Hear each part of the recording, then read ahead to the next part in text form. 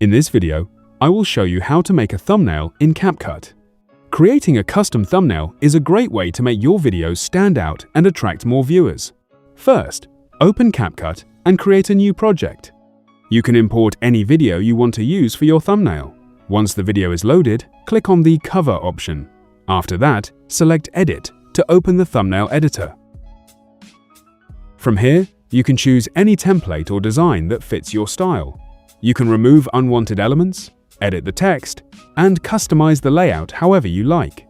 CapCut also allows you to adjust the size, position, and style of each text element.